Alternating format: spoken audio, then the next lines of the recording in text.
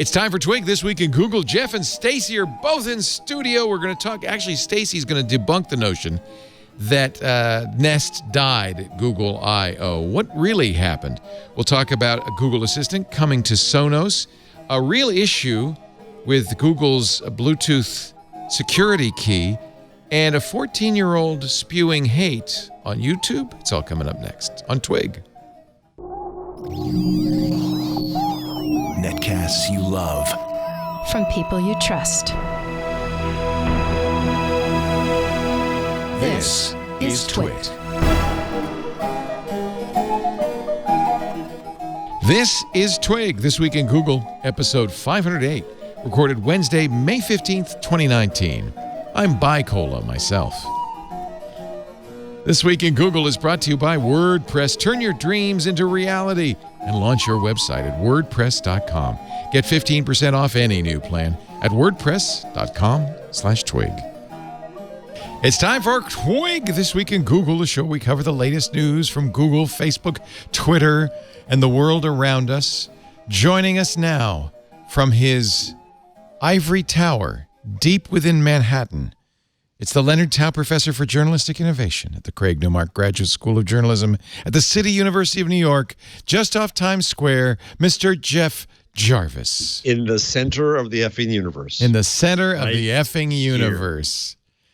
Right here. This right microphone there is the center of the effing universe. We all revolve around Jeff's microphone. Hi, Jeff. Mm-hmm. Hello. It was so nice having you here last week. So great to see you last week. Just enjoyed that. And you made it back. We got to go out for a dinner lunch, which I think is called... Dunch. Yeah. We had Dunch. We found one restaurant open at 4:30 in the afternoon. Unfortunately, it was Denny's, but that's okay. Y'all were really at Denny's? No. No. Oh, I'm like, that would be so fantastic. Wouldn't that be funny? Well, you would get the early the bird special. I was going to say, do you need to show an ARP 6 a.m. card? flight. Yeah. You made it to a 6 a.m. Oh, horrible. Yeah. Also, Stacy Higginbotham is here. So good to welcome you back. Hi, Stace. You are at a conference, it looks like. I am. I'm in the beautiful Santa Clara Convention Center and the press room. Is that the McHenry? I think it's the McHenry Convention Center, named after the former mayor down there. That's where Apple has its events. What event are you at? I am at IoT World. Yes, that is Looks right. like there's three of you. I'm sorry, I shouldn't have made a joke. I apologize. Big event, There's only big conference. three people visible in the conference. You see, Stacy. I have to explain his jokes. Yeah. I speak Leo. I amuse myself and myself alone, apparently. Yeah, this is not the floor, but it's just a trade show. Yeah. So let us move briskly through these stories because there are actually quite a few. Starting with the story that if you had a Pixel phone with a bad microphone, which I think, Jeff, you did have, right? Many people had. No, I was actually okay. It was very common. It was a bad microphone, not a bad screen? Well, is that a different There was Pixel? a bad microphone. there was a class action lawsuit brought by owners of the original Pixel. Okay, sorry, guys. the more modern Pixel had a bad screen. This is the OG Pixel, the one you had, Karsten. Which I never had a single problem with until the battery conked out after 2 Google years. has settled. The judge will decide what the fine could be. It could be up to $500 per Pixel owner. But the judge, again, has to decide that. Pixel and Pixel XL devices manufactured before January 4th, 2017 are covered. Google admitted there was an issue by March. It said 1% of Pixel phones had a hairline crack in the solder connection on the audio codec, which caused issues with calling. And hardware. If the world were just software, everything would be okay. Hardware's hard. And it wouldn't run. Yeah. Atoms suck. Yeah. So the court has yet to give its final approval. There will be a link to a claim form, but it's not yet live. You can go to the law firm, which is apparently called Chemicals, Schwartz, Krinner, and Donaldson Smith, which is not the best name. Rolls off the tongue. Chemicals has a site where you can say, hey, I had one of those at chimicles.com, CHIMICLES. Or maybe it's Chimicles. Might be chimicles.com. Anyway, that's actually surprising, and it's not going to be a huge loss for Google. In fact, you get some sense of how many phones they sold. At most, it's $7.25 million they'll have to pay. Wow, that is not a lot of phones. Not a lot of phones. Do the math. I'm surprised they don't have to just Supposedly, exchange the. Supposedly, even if you didn't have this problem, you can still get $20 out of this if you had a Pixel. Wow. Is it worth the trouble? No. Yeah, but that's very classist to ask that. A lot of people would be like, sure. I know that. No, what I'm saying actually is, how much trouble will they put you to? Yeah, because it may not just be putting a stamp on a postcard. It might be more elaborate. That's what I'm saying. Right. Is that by the time you calculate your you do still have your receipt, a proof of purchase from 2017, right? Yeah, exactly. Jesus. Who Does doesn't your save credit card those? count? I save those. You need a paper dig receipt. into my files here and find it. I fill out rebates on like dog food, so I'm a little weird. Good for My you. wife has everything. Yeah, Lisa stores does too. Everything. She uses honey.com and a bunch of other things for she won't buy anything without looking for a coupon. Right. Well, you shouldn't. Right. Yeah, no. It's It's online, dude. You just Google it. There's Chrome extensions that do it for you now. I know. She uses them. Just not me. I don't know why. It's just not me. But you're right. It's what is it? If I Ageist, were classist, organized- privilegist. It's somethingist. I've never had to I'm all of the worry above. about money. As an old white man, I am all of the above. Nest. Now, I really want Stacy's take on this because she covers IoT. Ron Amadio wrote an article that might be, I think, considered by some a little bit. Ditro? Yeah. He went a bit overboard. Maybe he went a little bit overboard. So, in fact, Florence Ion said, I'm doing some research on this because I don't know if I buy it. He writes, Nest, the company, died at Google I/O 2019. The Nest ecosystem is dead. Nest accounts are dead. Nest privacy firewall is dead. You remember when Google acquired Nest, Tony Fadell famously said, don't worry, Google's not going to get your information. But there's also, of course, a Works with Nest program. And the Works with Nest program is going to be deprecated. In fact, here's the post on the Works with Nest site. It's winding down. So here's what's going to happen. Google basically at Google I/O said it took Nest from a series of devices that have historically had their own intelligence and agency. So there was a direct API that lets you control them. It let Nest devices talk to your stuff and vice versa.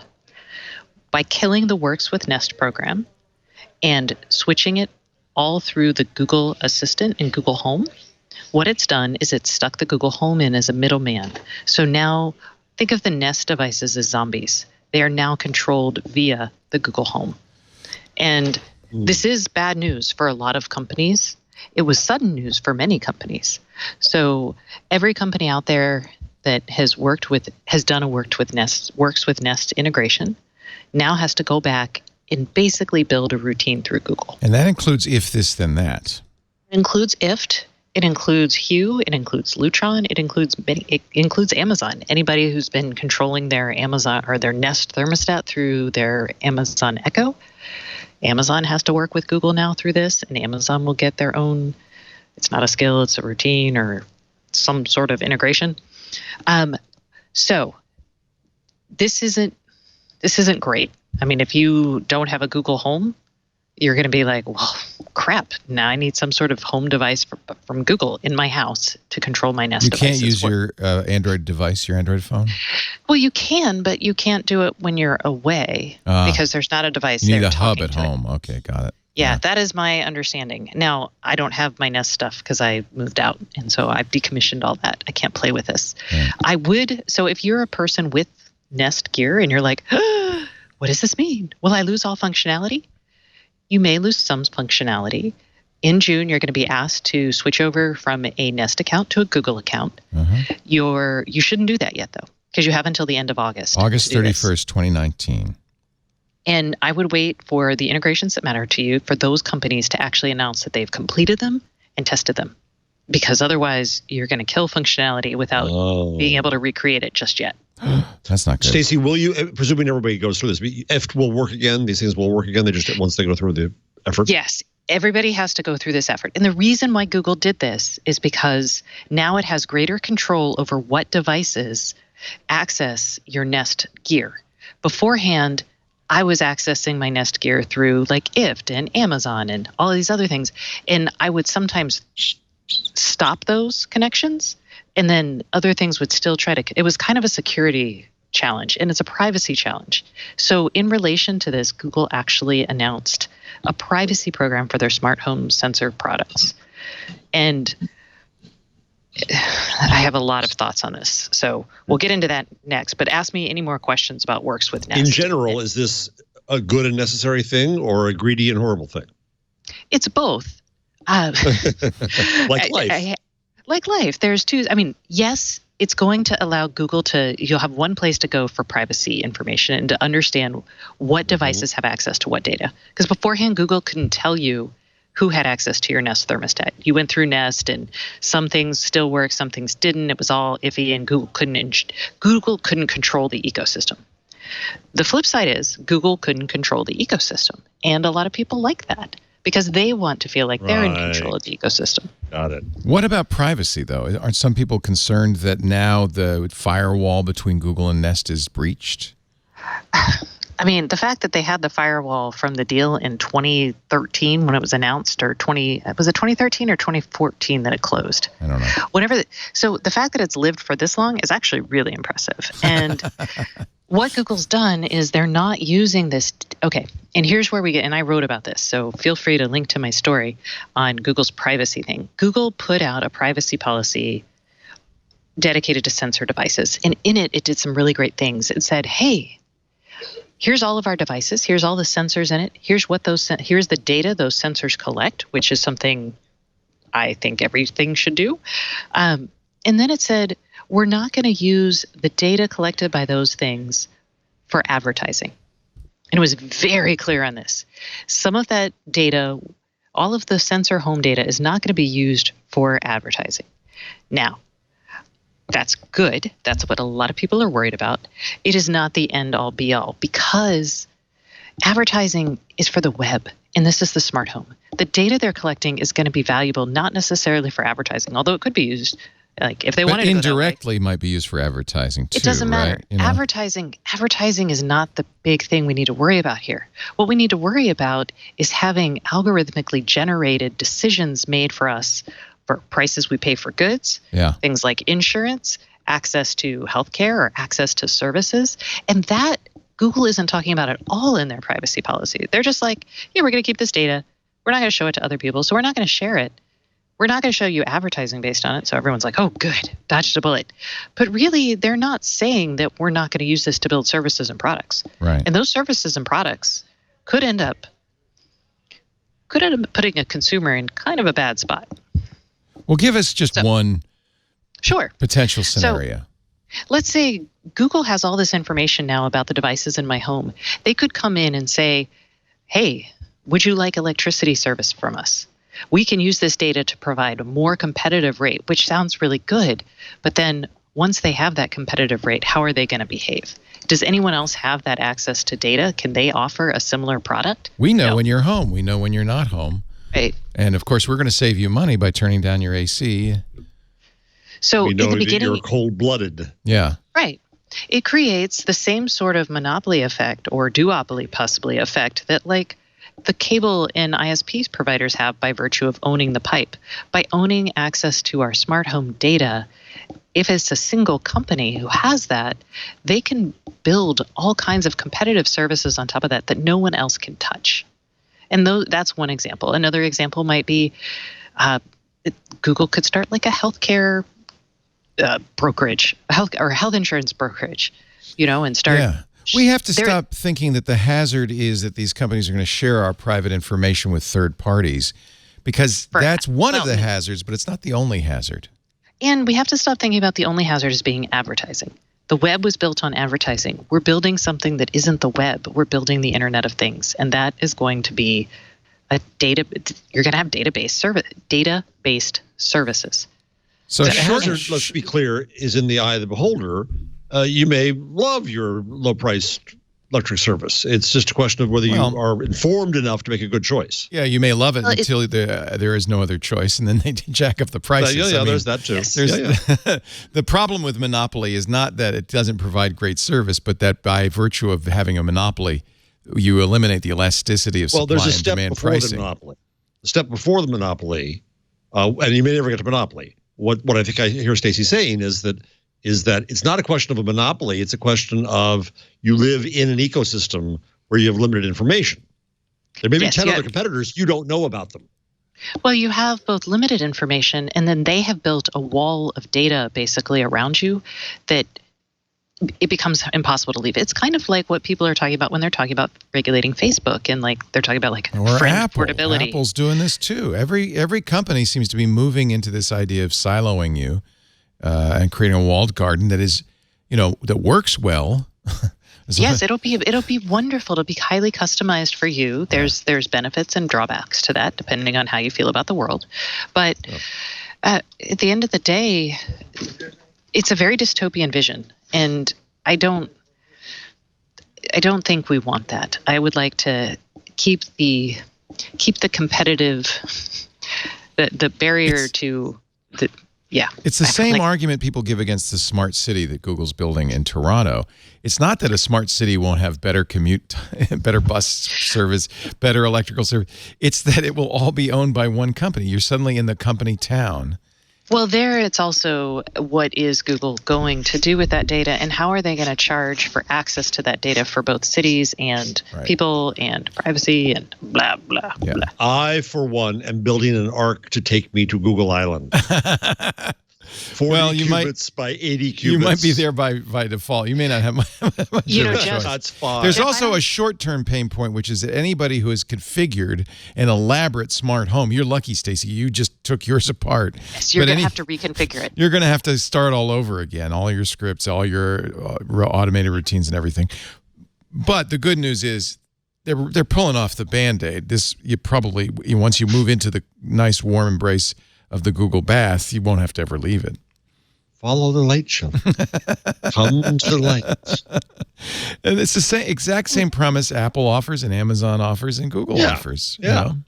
And I would say there's going to be a lot of people who this news is going to surprise. They know they have Nest Gear. They may have done smart home integrations, or maybe like their kids did it, or a friend of theirs came over and did it. Right. They're going to get an email sometime in June that's going to be like, what do I do your Nest now? account is now your Google account. And they're going to be like, what? Why? What's happening?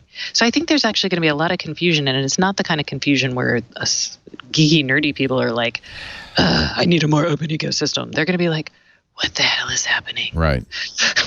Yeah, if you hired somebody to come in and wire your house and set it all up, you're going to have to hire them again. There are plenty, Lennar uses Honeywell. There are companies that have put in smart home builders. As the Amazon Home. They're the Amazon Home builders. They are the Amazon Home. Yeah. There is a Google Home, but I can't remember. KB Home is using Google. Yeah. And by the way, the reason Lennar, a big developer, and KB Home, a big developer, does this is because it's a desirable thing. Consumers go, hey, cool, I got a smart home. It's all configured, pre-configured, ready to go out of the box. That's a selling point. Ironically, when I talked to Lennar about theirs, probably about 1.5 to 2 years ago, I was like, so, hey, how are you going to handle it when people move? And they were like, what? They're never going to move. Stacey's intimately familiar with this issue. Now I need to follow up with them and be like, hey, so it's been about 2 years. Has anyone moved out yet? And what did they do? They're prisoners. They're not allowed. Go to Stacey on IoT.com because she's written a guide to moving from your smart home. And there's stuff you want to disconnect. There's stuff. I mean, it's not immediately obvious. Stacey, I haven't meaning to ask you. Have you had to do any customer service calls on your house buyers?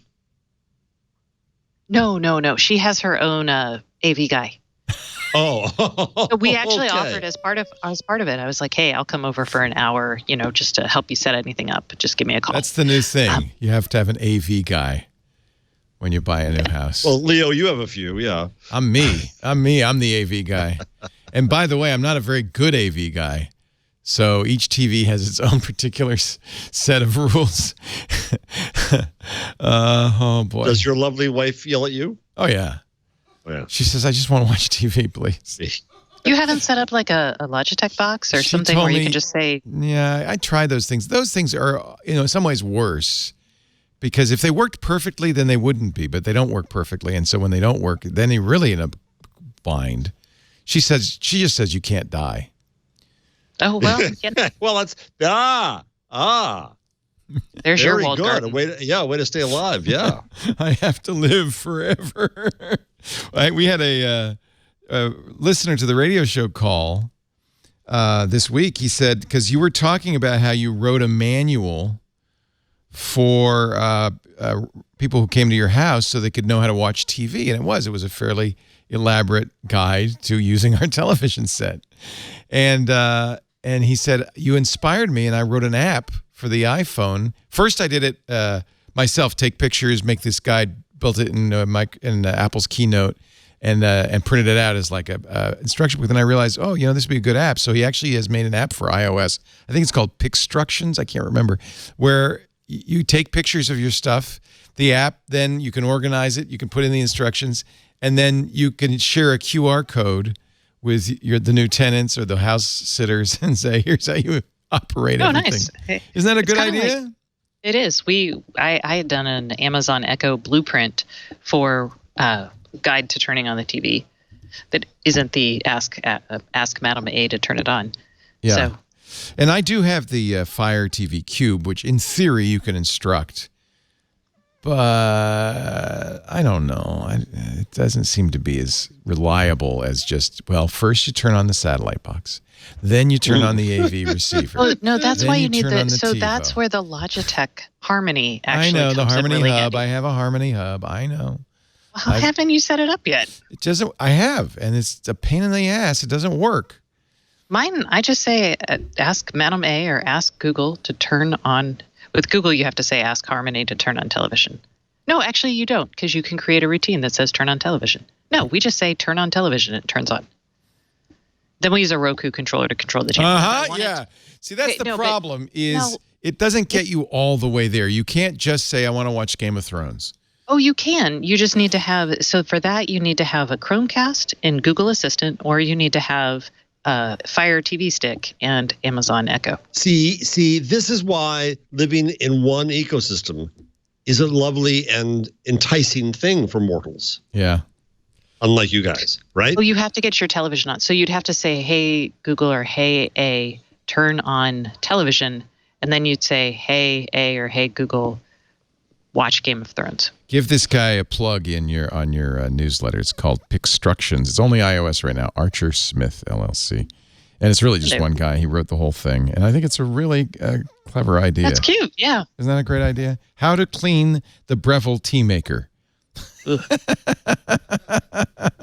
Oof is right. Yeah, this is why I really don't automate that much, because I feel like it's just It's hard. I have a Logitech Harmony Hub.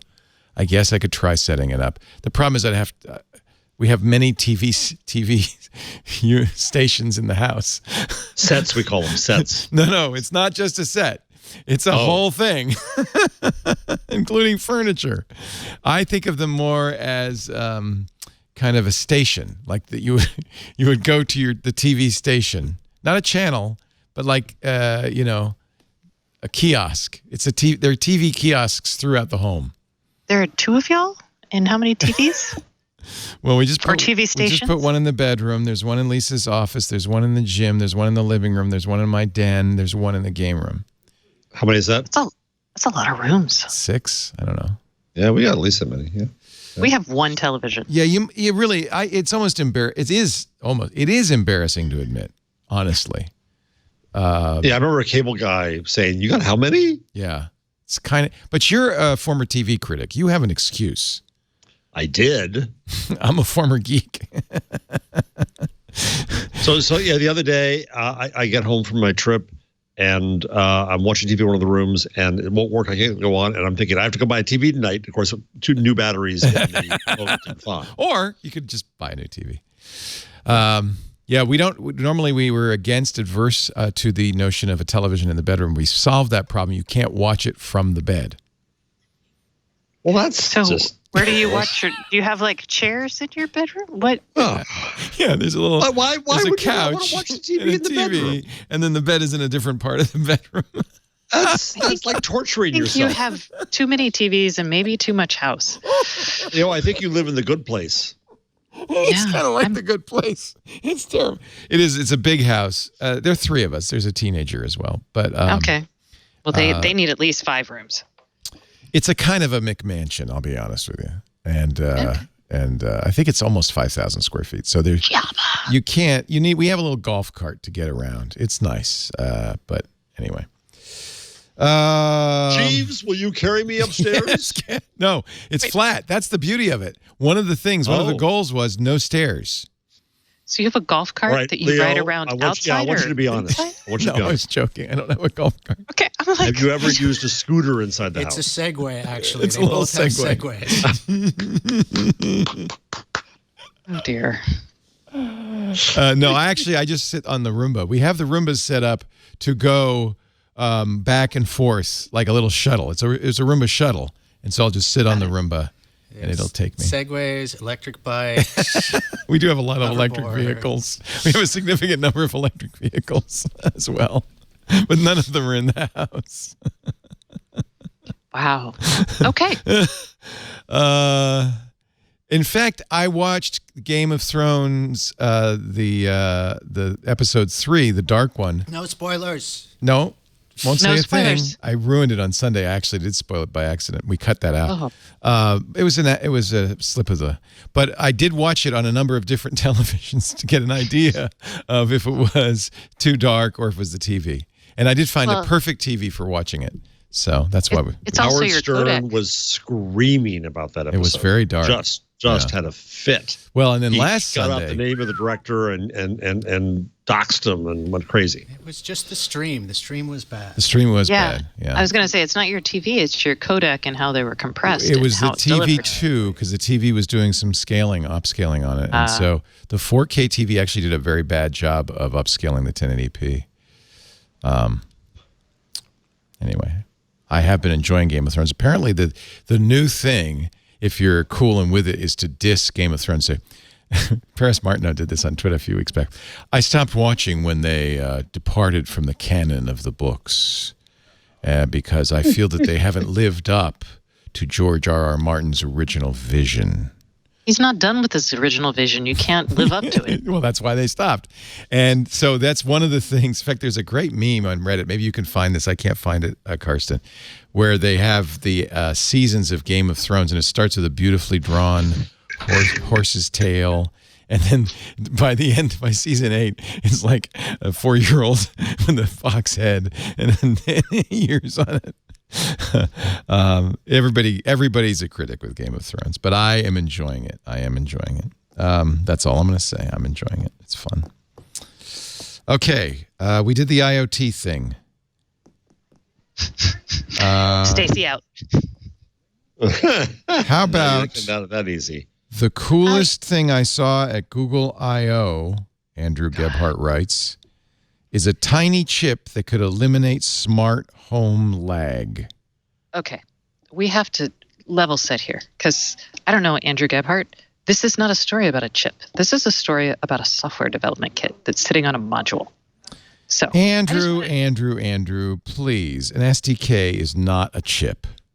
So I think he may be confused because Google at Google I/O did something very cool. They announced a, what do they Local call it? home SDK.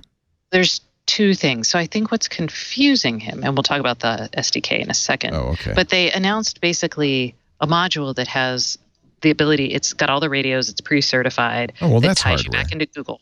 It's Oh, hardware. okay. It's a module. Well, wait, though. On it is the local SDK. But the hardware they announced is very similar to Amazon's, ACK, Alexa Connect kit. Okay. So Okay. they did that in September, and that's basically like, so you could just throw this pre-certified module into anything and build something that works with that domain. So Google Azure has something, Microsoft has something like that as well, right? But it's more security focused. They have a module that's pre-certified to work with their project Azure Sphere, but that is security focused. Yeah.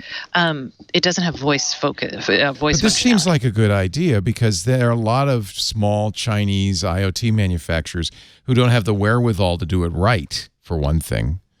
Okay. Yes. On the security thing, are we moving to security, or you want? Well, but it's related, isn't it? Maybe not. Maybe this is. No, I mean that's a pretty common thing to do. Is to say, hey, I'm going to put all the functionality. I mean, it's kind of like what a reference design has been historically. Well, it's also what your smartphone is. It's called a system on a chip. Everything is in this SoC. Okay, so a little bit different. Not everything you need for a smartphone is on. It's more like if they gave you the SoC for your computing, which is what's on your smartphone, and they also did the radio. Includes the radios and all the things to make it a. It does for phone. some, but not everything, and it doesn't obviously include all the you're mics going to and everything like that. you're going to customize it. You're going to do more to it, but Qualcomm's SoCs are a pretty complete package. Is this like that? No. For IoT? No. No, a system on a chip, it can have the radios, but it doesn't always have the radios. It just means you have like your memory and your processing power and your networking, and everything is already on there and packaged on a single chip. When we talk about a module, that is a couple of chips packaged together. So what we're talking about here are modules, which is the compute power. It's probably got an accelerator for like language processing, maybe, I don't know. It's got, and then it's in the Amazon case, and I assume in the Google case, the radios are all pre-certified with the FCC and any agencies where you offer the service. So you can literally just throw this in a device. There's nothing you need to do on the outside. And it would have like the microphones, it would have things like that also on it. But SoC doesn't have all of that. No. So So this is much more complete than an SoC. Yes. But it's like a board. What would I add? Yes, like a board. Okay. You might add, if you wanted like an extra microphone, you could add that. Or if you wanted, I mean, some people don't add anything. Some people are like, I'm building a clock and I want it to be an clock, and they just pop that in there. Is it for end users or is it? No, it's for developers. It's for people who want to build products that work with this. And think about like with IoT, if you want to if you're a lamp maker and you're really good at building lamps, you just put this in here and now you've got a lamp. So it turns any conventional device into an Internet of Things device. Yeah, I mean, you have to have a microphone and speaker stuff that's also attached to it. Oh, like, no, I thought you said it includes all that. So, yes, the chip does, but you still have to have, I mean, you have to design for the eventual function. Put a speaker and a microphone on it as well. Yeah, sorry. Okay. I'm like, there's a lot here. Anyway, but what he's talking about in this story, and it is really cool, is an SDK, a software development kit that is part of this module, I think. You still need the module. This is just the software control. This is the software. And anyone, you don't have to have the module to have the SDK. I could actually build a connected device not using the module, run the local home SDK, and basically what Google's home device will do is it looks for that and will send all of your commands locally if possible. And that just means it's going to be faster in your home, your faster resolution between command and action. And then afterwards, it's going to report the state back up to the cloud. And it defaults to local, but goes to the cloud if the local isn't available. It's in software. It's like writing a library, basically. And it's a way of these companies, Amazon, Google, whoever else does such a thing, to kind of get you to use their stuff and make it work with Google. Easy. Just make it super easy. Yeah. Which is really important in IoT because they're not tech people necessarily building this stuff. Right. So the Google Assistant SDK lets you add hot word detection, voice control, natural language understanding, and Google Smarts, i.e., I guess, AI, to your project, whatever it is. So your project, which will include the hardware module or not, but it will have a microphone, for instance, it'll capture an audio request like what's on my calendar and sends it to the SDK, which then interfaces with the Google Assistant. Google Assistant sends back a spoken audio response, which you then render on your built-in speaker that you included. And Kevin says they're seeing 300 milliseconds latency with local home. Holy which cow. That's super fast. A third of a second. That's amazing. Yeah. There is it's a Raspberry Pi if you want. You could use a Raspberry Pi or any Linux ARM or Linux x86 architecture, Ubuntu desktop. That's pretty cool. It uses Python as the interface language. It does support hands-free activation. In other words, it understands OK. Oh, that was sufficient to activate mine. So I guess I'm sorry. I apologize. Now I know I could say, okay, I'm going to activate my phone. Audio capture and playback built in. And if you have, again, that hardware module would do that. Conversational state management, timers and alarms, playbacks of podcasts and news. We could build a little Twit device. Yes, you could. You could build. Oh, you could build a connected bobblehead Leo. Oh yeah. No. Stacy. You know what we must build? Queso, a crock pot that holds our queso. Oh, the punch Leo would thing. say, okay, punch Leo. Oh, nice. But we'll see. That our challenge there is the servo to actually do the punch. It's not the voice command. No, we know how to make it work. And okay. I've paid Burke twice what you offered him to keep him from building it. Dang it. I have a standing offer for all our engineers. Whenever anybody asks you to build such a thing, I will pay you twice what they offer you. Oh. It has visual output via HTML5 of assistant responses when you. Oh no, that's the service, not the library. This is pretty nifty. So if you have a Raspberry Pi, you can play with it right now. Yeah. See, there's that. You don't need a chip. Don't need this chip. And again, end users can or cannot buy the Google. What do they call the Google? The module? Module. Let me get the right words. They gave it away at the developer man. But it's gonna be available later, and it's called Google Assistant Connect. So GAC. Good. If you went to that secret session, you got it? I guess so. I don't know. I didn't go to I/O because I was doing something else last week, which makes me so sad. I want one. Kevin just sent me the link to the local technologies for the smart home, Google I/O 19 video on YouTube. So I'm not on the chat, so I can't put it in the chat. Sorry, y'all. It's not loading for some reason. That's okay. That's cool. I wonder, but so do you think they'll ever? Oh, geez, Louise. It is working. Is that my manual punch? I love it. Apparently, Burke is working on it. I told you I'd pay you twice what Stacy's paying. There's like nothing you can pay him. There's nothing Leo can offer him that Stacy can't top. I was going to say, my cheer and happiness. Stay on call, fella. Stay on call. You will be called upon. My joy. I want to buy this thing, though. I want a GAC. I think you have to wait till October. Okay. And then the local home SDK will be in developer preview soon, as per Kevin. So it's not available yet, but then you can download it onto a Pi or something like that. Yeah. And Google actually has their ANY, ANY. And they have a Google Assistant ANY, but I don't know how that fits in with any of this. And they had a computer vision one and a voice activated one, and they were like how you could play with some of Google's NLP technology. I think this would be, I bought the Amazon Racer, that little car that Amazon is offering. It'll come in a couple of months. This is a lower level thing. Yeah, I understand, but I'm just saying this is a good thing to encourage hobbyists and people to experiment with it, especially kids, high school kids and the like, to experiment with it. They should make these sort of available. Sell them on Adafruit or something. They just announced it. I mean, come on. Maybe they will. Maybe they will. Or they'll kill it after a few months and we'll never know. It's Google. Who knows? But that's a great way. So a bunch of Michael's teenage friends, they're all sophomores in high school, have come to me and said, we want to learn programming, help us learn how to code. And so I've agreed somehow to figure out a way to do this. Like every Friday we'll meet and we'll do something. Oh. And honestly, the best way to do something like that is to have some piece of hardware that they can attempt to write something. Actually, we talked about last week. That's what Kevin Elkins thing is for younger kids. Well, do they want to code or do they want to play with like an Arduino? Because those, I mean, They want to coding, code. but- I could get an Arduino. They want to code.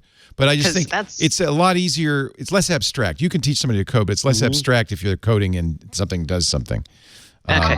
But you're right. We could absolutely. In fact, what I'm thinking of doing is sitting down and we are going to watch Harvard's CS50, their introductory computing science class, which is online for free at edx.org, and watch the video every Friday night, and then we'll do the assignments through the week, and then I'm thinking of just doing that. That would take some of the onus off me. And I think they're smart kids. They're at least as smart as a Harvard freshman, right, Karsten? Absolutely. When you're a freshman, you're really not that bright. No, you're not that bright when you graduate either. Well, I don't know about that.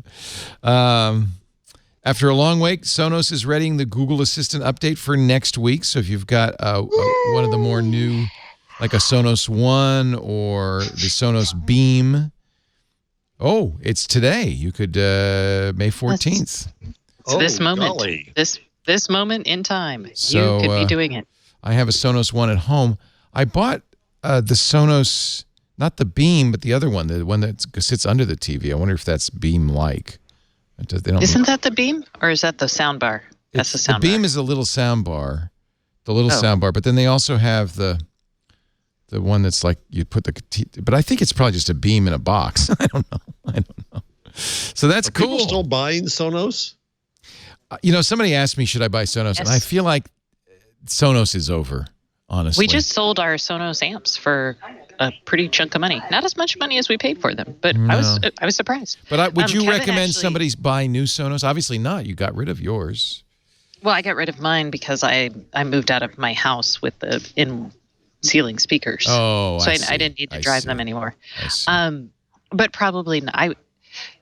The Sonos ones are nice. Kevin actually reviewed the Sonos One Google implementation. He discovered that you can only pick one. It's like the Highlander. You can only have one. You can't have both Echo and Google. No, you have to choose one when you set it up. That's a bummer. Now you could go back in afterwards and set it up the You could other way. change your mind. It's a software-defined preference. Interesting. I thought it was. So That those may two be shall not that be. may be a limitation of the. It could be your platform. computational power available Yeah. for listening for the wake word, but they designed it for that, so I don't think that would be it actually. See, I think I just bought a Play Base for our new TV kiosk, and I don't think it's I think it's more like the old one, not the new one. That's going to be a bummer. I do have a Sonos One though in my closet, along with the Echo Spot, so I can have a conversation with both. I have a very very busy closet. I'm an idiot. I'm just saying it out loud.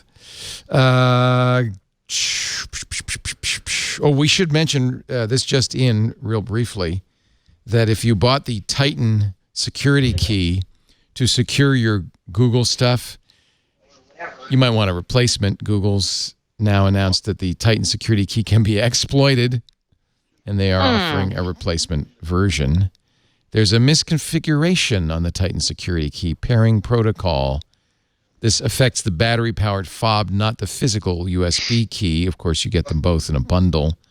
If an attacker is physically close to you, within 30 feet, they can communicate with your security key. Well, that's not... seems kind of obvious. That could be anything from a radio exploit to, I mean, Right. Bluetooth is not notoriously secure. It is not. It relies, I mean, up until IoT, though, the risk model was that A, you weren't using it quite as much, and B, you had to be physically close, but now it's everywhere. Oh, and it also has to be at the moment of pairing, although it used to be that most devices paired kind of more automatically than they do today. The scenario is the attacker close enough to you within 30 feet could use their device to masquerade as your security key, connect to your device the moment you're asked to press the button on your key. So it's kind of an intercept. After that, they could attempt to change their device to appear as a Bluetooth keyboard or mouse and then take actions on your device. So this would be something like in a coffee shop. You'd have to be careful. Also, the or other at a hackers convention is or where you the don't only thing take that's going to happen. don't take it to the hackers convention. Don't you take your YubiKey to DEF CON. Or not Yeah. YubiKey, Yeah, Titan your security YubiKey safe. Yeah, it's the Bluetooth, the BLE key. When you're trying to sign into an account on your device, you're normally asked to press the button on the security key to activate it. Again, a nearby attacker can potentially connect their own device to your affected security key before your own connects. And in this case, the attacker could sign into your account using their device if the attacker somehow already obtained your username and password and could time these events exactly. In other words, it's not an easy hack. Still, Google is offering replacements. So if you're using the Bluetooth Titan security key, Mighty big at Google. get the replacement. Yeah, what was I going to point to something. I actually want your opinion on this one. BuzzFeed had a I'm shocked article about Soph, YouTube's newest far-right foul-mouthed red-pilling star is a 14-year-old girl. It said, oh, whatever you do, don't go watch her videos. But actually they said, don't imagine it, watch it. It's already here. She says she's a comedian. I watched them. She's very funny. But if you didn't know that it was tongue-in-cheek, it'd be a little scary. It's kind of profanity laden. I'm not sure. Well, we can. Oh. Well, look at that. This video has been removed for violating YouTube's policy on hate speech. Breaking news. So I thought she was kind of funny. It's the kind of humor a high school sophomore, which she is, a very, very smart high school sophomore might do to mock, the current zeitgeist. And she says some hateful things, but hateful in satire. I think. Satire, yes. Right. So, does she read any presidential tweets? No, Sorry. she does not. Sorry. So you haven't seen it, and now you can't. So never mind. I can't. What BuzzFeed is saying, and I think this is not wrong, Joseph Bernstein's reporting, is that this is the kind of video that exists and gets promoted on YouTube. And she, by the way, has 800,000 subscribers, so she's clearly benefited from, automatic promotion of her videos.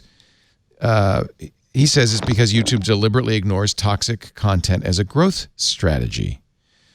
Soph's scripts, which she says she writes with a collaborator, are familiar. A mix of hatred towards Muslims, anti-black racism, Byzantine fear-mongering about pedophilia, tissue-thin incel evolutionary psychology, and reflexive misanthropy that could have been copied and pasted from 1,000 different 4chan posts. Of course, it's all presented in the terminally ironic style popularized by boundary-pushing comedy groups like the influential $1 Million Extreme and adopted of late by white supremacist mass shooters in Christchurch and Sandiego. What it seems to me is what it points up is the difficulty for anybody, especially YouTube, of figuring out, is this satire, parody, or real? So watch out. Here comes the Jeff spiel. Watch out. I knew. That's why I brought this up. I wanted a Jeff spiel. Here comes it. So I spent last week after I left you in LA for my, get ready, transatlantic high-level working group on content moderation and freedom of expression. Ooh, that sounds important. Well, it's actually fascinating. Lord. It's actually very good. Do you get a badge? And then, yeah, no, I need a sash and a sword. I'm on the transatlantic working group. Out of the way. I want you to add it to the lower third. Yes. And member of. Yes. So then yesterday, what day is today? But this is exactly the stuff I presume you deal with. Yeah, it is. So then two more things about this. So I was in the Senate on Tuesday, meeting with a senator and various members of Congress on similar issues. And then today I interviewed the Vice President of Safety for Facebook at a Facebook safety conference. So I've been on this stuff a lot lately. And there's a new concept has entered my head. It's very hard to get it in there. It takes a major mallet to get it in there. But in the discussion of the high-level working group, not just a working group, a high-level working group, I've come to be convinced that one should not regulate content, but should instead regulate behavior. Now that didn't make any sense. I like that. No, I like that because that solves this free speech problem. Well, it doesn't solve it. It doesn't. Quite, it's still the shouting fire in a crowded theater is still the troubling one, right? But right. But past that, I mean, if you're trying to regulate speech, yeah, it gives you kind of a bright line. It does. So one of the constructs in this group was ABC, actors, behavior, content. And where do you tackle? It could be actors. You could say, extremists, we want to get rid of them, but that's hard. It could be content, but just in this case, trying to judge the content itself. Whereas if you go after behavior and say that there is evidence of an effort to falsify and manipulate the formation of public opinion by these nasty means and mechanisms, that you go after that behavior. And so the problem with the German law about hate speech is you've got to define the content. And the problem is the company has to do it. The government doesn't. The courts don't do it. The problem with where the UK government is going with its online harms report is to say that the content is harmful. Well, all right. Let me give you an example and see how your ABC model works. Mm-hmm. So among other things, and this may have been the one that got her pulled down, Soph, again, this is a 14-year-old middle schooler making these videos. I'm not going to mess with her in the lunchroom. When YouTube deactivated comments on her videos, uploaded a 12-minute video in which she said, Susan, referring to YouTube CEO Susan Wojcicki, Susan, I've known your address since last summer. I've got a Luger and a mitochondrial disease. I don't care if I live. Why should I care if you live or your children? I just called an Uber. You've got about 7 minutes to draft up a will. I'm coming for you. It ain't going to be pretty. Now, that sounds like a death threat. Yeah. Well, especially because YouTube gets those, and someone actually came into their headquarters. That. But I think it's probably intended as comedy. I know it is. She didn't do it. How do you address that? And what's the difference between behavior and content when the behavior is posting inciting content? violence? Or just posting content. Right, that's the behavior. That's the behavior. Well, not actually shooting anybody. No, Carson, Harvard boy, for the off air last week, Carson got in like 3 zingers on me, so I got to try to get a zinger. He back. really did. It was amazing. to watch. He was just 1, 2, 3. He went to that dunch that we had. Yeah. No, the behavior isn't as literal as that. The behavior is trying to swing an election by lying to people. That's a behavior. And it's content-based, but it is a behavior. Posting on YouTube is not a behavior. Well, what about what I just read to you, which seems pretty appalling? So I think that goes to so then there's two layers here, right? One is terms of service, and the other one is legality. On terms of service, I would just say that if you run a civilized, decent service, you would say killing people is not funny. Don't threaten it, and we don't want that on our service. Yeah. Period. So YouTube did do that after being contacted by BuzzFeed. YouTube did pull that particular video and issue her a strike, but they didn't pull any of the other videos. They have since, obviously, because I just went to see it and it's not there anymore. So on May 14, and I think this is her account at Sewer Nugget. I just got another strike. Get on BitChute before I'm gone. I'll make more updates there and on Patreon. It's does a comedian have an obligation to stay away from anything like that? Can comedians go too far? Yes, they can. Now, it all depends on whom you ask, right? If you watched the White House dinner last year, some people thought a line was crossed. I didn't. But here's the hard part for these services. They have no choice now but to make decisions like human beings. And they hate doing that. They don't want to do that. I understand why they don't want to do that. But they've got to decide this either fits in we are the ones with the cops. We're the only ones with the power to turn things on and off. So we're going to take this down. Now meanwhile, you have I'm going to go to a working group. No, a workshop next week on Facebook's new effort to create kind of an appeals court. They're holding these things, trying to learn how to do it, right? Now, is that a cop-out? Is that Facebook saying somebody else should do it? It's a cop-out by government, I already say, because government's not doing it. But there'll be some appeal structure to go to. By the way, Soph's account is still there. She now has 900,000 subscribers. Yeah, so the Streisand effect kicked right in. Oh, yeah. That video's gone. So is the one that BuzzFeed writes about. But, you know, it's clear to me, it was clear to me that she is, this is comedy. She's 14, so maybe not fully understanding her responsibility. But it's intended as commentary. Has an absolute right to say, we don't want jokes about killing people. It's too close to home. Sorry, you're off. Service has the right to do that. Oh, there's no question. The service has a right to do whatever it wants. Yeah. Right. I mean, clearly it can ban her. It doesn't. It's not just the issue of banning. I think what this BuzzFeed article talks about, and what's something that we have been talking about and should be talking about, that Google absolutely or YouTube absolutely has the thing to think about, is they've been algorithmically pushing people towards this content that helps indoctrinate other people. And he's holding this up as an example of a way to get into that. So it's not just regulating like what people can say and who can say what and all of that. It's that once you click on something like this, you get further and further down the rabbit hole. It's kind of how I took some of this article. Issue, yes. But the intent is not. I don't think Soph's intent is to indoctrinate. I think it's to parodize.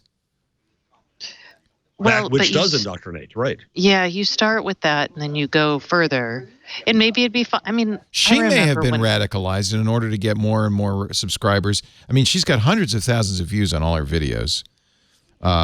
So there's certainly some incentive, some perverse incentive, just by her viewers to maybe go more and more radical. Her tagline on Patreon is "Soph creating a generation of dissidents."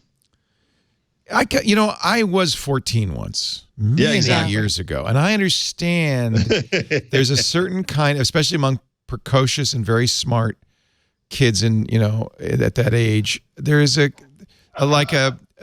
screw the world kind of anarchy kind of sense of humor. I kind of get it. Mm-hmm. I overdosed on Miralax, and now I'm terrorizing YouTube from hell, says her Patreon. I think she's hysterical, to be honest with you. If you want to prevent Gen Z from becoming like millennials, keep me off the streets and away from crack and be mildly entertained while the world as you know it comically crumbles away. Please consider surrendering a couple of your precious shekels to this channel. So there's a sense of humor to it. And obviously, she's precocious and very bright.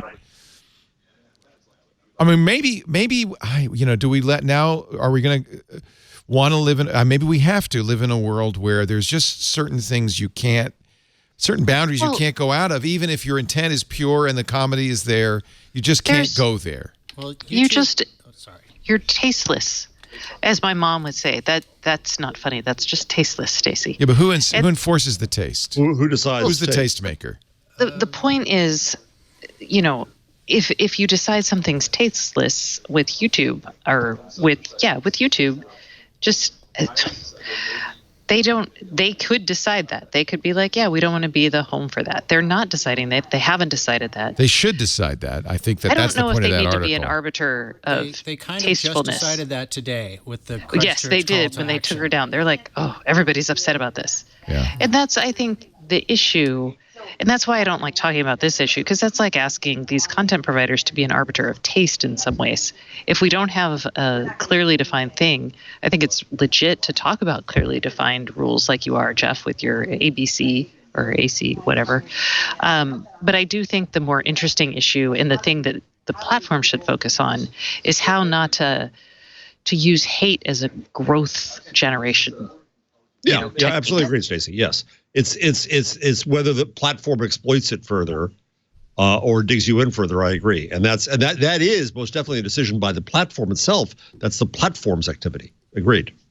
So today I was at this Facebook thing, and I asked the executive I was talking to, 2 weeks ago or so, you took down Alex Jones and Farrakhan, and everybody asked me what took so long. What took you so long? And their argument is that this was streamed live. This is nothing secret.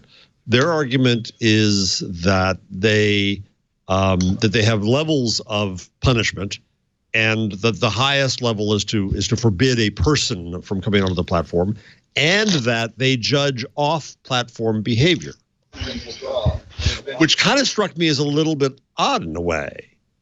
That then Facebook is not just a judge of activity on its platform, which is its full right, and it's its right to do whatever it wants to in any case. But now it becomes a judge of your life outside.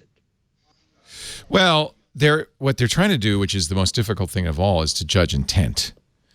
And so they're using whatever data points they can find. I would imagine Soph is pretty much anonymous. This BuzzFeed reporter did apparently track her down and her father, but her intent is clearly to be mostly anonymous. It is a challenge, and I think the high-level working group has its job cut out for it. Absolutely. I like the ABC. I like that. I think actions. Well, behavior, to me, there was a matrix. Yeah. There was actor behavior content across the top, and on the left was legal and illegal. And different things get picked in on each of those, right? The legal, you've heard me do the spiel in the show before a few weeks ago. There's been a proposal for what is now being called an e-court, which I wrote about at length on Medium, an internet court. And that when things are in dispute legally, that should be done with due process in public, and that's a matter of legality. When it is legal, the UK Harms Report once again said they wanted their platforms to get rid of legal but harmful content, which is to say that once they tell the platform, you get rid of it or else your ass is grass. It's illegal. Then it's illegal. De facto. That's a backdoor illegality, and that is absurd. So it's challenging. I mean, should Patreon? YouTube has not closed Soph's channel, but they have selectively taken down some videos. Her Patreon page is up, and it's full of all sorts of creepiness. It's creepy. I'll grant you that. There's definitely she's doing is creepy. So I was talking to staffers at Congress, and they were praising Reddit to the hilt. Really? And their argument was, it has some weird stuff on there, but you got to look for it. They're using Reddit as an exemplar of how it should be done. Yes, because they say that the moderation comes down to each of the subreddits. But also Reddit will pull stuff that's really reprehensible. Reddit will yank. Really reprehensible. Yeah. Really. It's an interesting challenge. So I don't know that Reddit is a great model. The other interesting thing about all this is that I don't know if you saw this. Oh, this is actually so. France announced a new regulatory regime 3 days ago, and the guy who created it is in the high-level working group and was kind of influenced by our talk. And so I was with him in Congress as well. Benoit Luttrell, brilliant, wonderful guy. And so the way that France is constructing this regulator is that they're not going to go after, they're not going to try to change content on a platform. They think that's wrong. They think the platform is media. I argue with them about that. And they don't want to manipulate or manage or edit media. Instead, what they want to do is get accountability and transparency. And so their view of regulation is they go for the platforms and tell them they have to have, as we've discussed in the show before, a standard that they set with the public. Each one can be different. Yeah, that makes sense. And then adhere to it. They have to adhere to it. They have to provide data to the regulator, and the regulator has a stick. And if they fail at their obligation or if they fail at the transparency, stick overhead. It's the analog of a privacy policy, except it's an acceptable speech policy, but it's enforced the same way. Kind of. Two things about this. One is that the regulator did a 6-month or about a 4-month role-playing exercise with Facebook. So they were kind of embedded in Facebook, where they had a small team on both. The Facebook exec today said that they had called it a pizza team, the standard thing, and no more people than could eat one pizza. I said it should be called a quiche team. And so they role played without the regulation behind it. But what would the relationship be like? What would the process be like? What were they going after? And that yielded this fairly sensible regulation. And listen to me saying that. Listen to me. I don't say that very often. Well, it's good. Let's find means to create sensible regulations. That actually does sound pretty good. How could YouTube be more like Reddit in that regulators. They would point of have, view. in their view, and I don't agree with this, but in the congressional staffers' view, they would have sub-communities that have moderators, some power, moderators and power over that, so it's not just one monolith. You know, I have to which is say, kind of what Stacey was saying a minute ago. Do you want one singular monolith to make singular decisions for all? That's where we are with YouTube and Facebook. The big difference to me between YouTube and Reddit is the recommendation engine. I mean, Reddit has horrible stuff, as you pointed out. He said, well, but you don't see it; it's hidden away in the corners. And if it gets too horrible, they'll ban it. But there's lots of stuff that's, just borderline.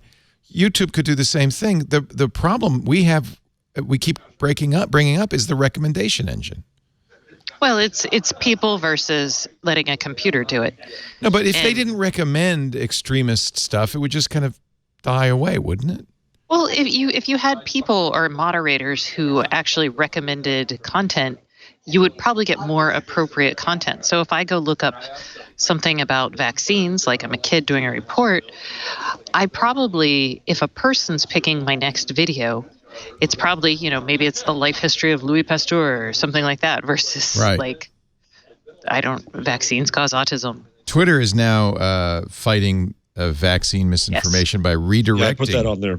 People who search for vaccine tweets to a post from the United States Department of Health and Human Services and vaccines.gov. Know the facts, they say, before you make sure you get the best information on vaccinations from the U.S. Department of Health and Human Services. That's kind of an interesting way to handle that, right?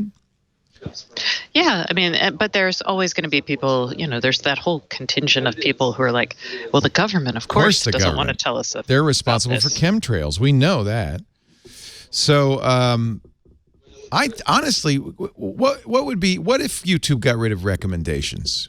Would that really harm their business? Well, but here's the problem, Leo. That my complaint with YouTube as a user is that I can't find anything on it. Yeah. So their recommendations just aren't very good. That's interesting. Facebook's recommendations are much better. And by the way, again, I say this again and again and again. I go down my Facebook and I don't find a single Nazi or bad thing on it. I find good stuff. I'm on there a lot. I follow a lot of people. It's all good. What if, though, it really is. It's up to creators to find a way to market themselves. I don't know. What if it feels like YouTube sticks its thumb on the scale and in doing so brings a lot of burden on itself? Or it's just worse. Or it's so simplistic that it says, "Oh, you like fire? I'll give you 9/11." Yeah. Well, and they also as part of their engagement things, I know that people were looking and they send you to longer and longer content. Right. And I will say, well done service journalism or well done informative content, some of that is designed to be consumed quickly because people probably don't want the nitty gritty. They just want to understand something, right? Well, algorithmic recommendations are always going to do the wrong thing, I think, in the long run, because they're going to optimize for profit. Well, no, because they're going to optimize for engagement and profit. They don't have to, though. That's the beauty of an algorithm. Right. You could optimize for having someone walk away better informed, like able to take a test on this topic and get a higher score. You could actually build a system that optimizes for that, but we don't because why not? We're in it to make money. Oh, okay. So the problem is capitalism. Well, the problem is, and you could also optimize in a secondary, maybe you optimize for engagement, but you dump things that don't lead to a better informed consumer. We haven't gotten that sophisticated yet. Like I know we feel like we're smart at AI, right? But it's a really blunt instrument right now to be like, this is how we make money. Thus, do you think this is the particular thing. Do you think the platforms are working hard to make it work right now? I think they're having those discussions. It's hard to know how to do something in a way that's realistic, because they also have to do this in a way that's cheap. Cheap to implement. I think Mark Zuckerberg is probably at this point, if he's telling his team anything, is let's figure out how to optimize not for profit or maximizing engagement, but for some other value, whatever it is, whether it's your value to become away better informed or.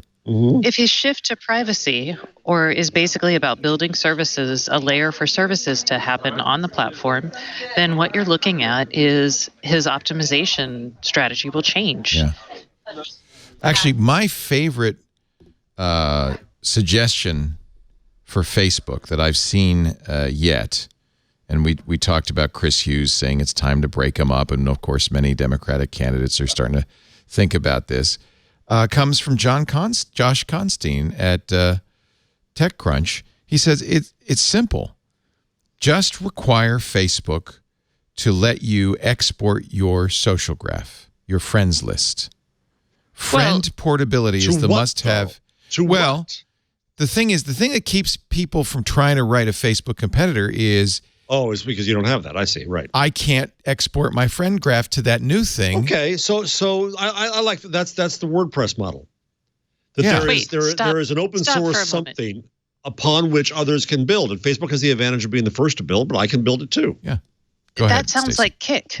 Remember when Kik was like export your friend graph? I mean, like, what if I don't want to be on your new social network? You can't export my data. You can't make me. No, Stacey. But all I want to do is give me my friends. Right, but as a friend of someone, maybe I don't want to be on there. And then I would send you an invite saying I'd like to invite you to my new. I'm leaving Facebook, but I found something better. So I get those all the time, and I think I don't know that that's really the answer, I guess is what I'm saying. I mean, how many times do you get invited to like the next LinkedIn or the next whatever through people's contacts? I mean, that's kind of what this is. And if I'm not trying to be obtuse, I'm genuinely like, I just don't understand why they think this here's why I like it. First of all, it's something that can be easily done with governmental regulation, the technology that exists without, as far as I could tell, any hazard. It's merely giving every user of Facebook some of the information that is in their account, which right now they can't easily extract. He says the FTC must require Facebook to offer truly interoperable data portability for the social graph. Government should pass regulations forcing Facebook to let you export your friend list to other social networks in a privacy-safe way. The social graph on Facebook is not your contact list, Stacey. It's more than that. My contact, right? Or maybe not. Maybe your contact list is that social graph. Well, it's their posts and that sort of thing as well, I assume. Or is it? I don't think it includes. Well, it could include content, but I don't think it has to. I think his thinking and my thinking would be to include. Well, it would need to include enough so that I could go to another platform. So what makes Facebook an insurmountable wall? What gives them an insurmountable advantage? All my friends are on it. That's what you say, Facebook but will. Go ahead, sorry, Stacey. Sorry. But your friends are actually on it. So if you really want to make something competitive, what you do is you create some sort of like Jabber protocol for your social network updates, and then anyone could actually create a social network update on whatever platform they choose and post it. And then if I want to be your friend on my own personal email client or social network client, then I could pull in all the relevant data, and we don't have to be on the same platform. That would make it truly interoperable. But that's not what they're talking about. But if I don't participate, then I don't understand how having your social graph, if I'm in your social graph, but you can't see me or my information and I don't want to be on your platform, it doesn't matter. Well, then you don't want to be my friend. And so then that's fine. No, I mean, seriously.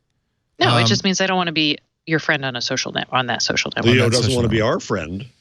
I don't want to be anyone's Facebook friend. definitely sees this as a threat because they have such a thing. It's called Find Friends, but they've blocked competitors from using it. Twitter, Vine, Voxer, Message Me. They block.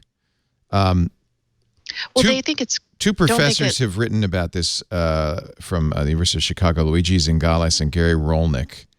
And this is their op-ed from 2 years ago, a way to own your social media data. And that's where Josh refers people to this idea.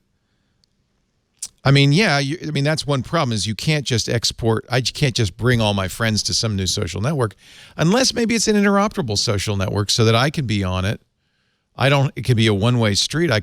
I mean, in a way, isn't that what people do when they take their Twitter feed and they post it to their Facebook feed? It's like, well, look at it the other way, Leo, is that all of these social networks will allow you to import your contacts, not export. Right. So it's pretty basic. Yeah. Basically, you just need an XMPP for social networks. Yeah. Yeah. I mean, that's what I'm. I have my Google Plus content. Yay. All right. Well, I thought it was a good idea, but It may be. I mean, again, you guys, I've only had like 3 hours of sleep last night, so I could just be stupid about this. I just fundamentally. No, you raise an interesting point. And maybe it isn't sufficient to create new competitors to Facebook, but it doesn't seem to be too much to ask. This is, after all, my social graph. Yeah, I mean, and if you want to take that, can't you export your social data though? I don't think so. Like who your friends are? Well, your friends would object at some level. Yeah, I'm like, why would I want my friends if they're not actually going to communicate with me on this? Then it's like a yearbook. I just. Well, what if they say, I don't want to be known, Stacey? I don't want it known that I'm your friend. So, Stacey, don't you take that elsewhere? Your preference would be then to fix Facebook rather than to try to make it easy to have competition for Facebook.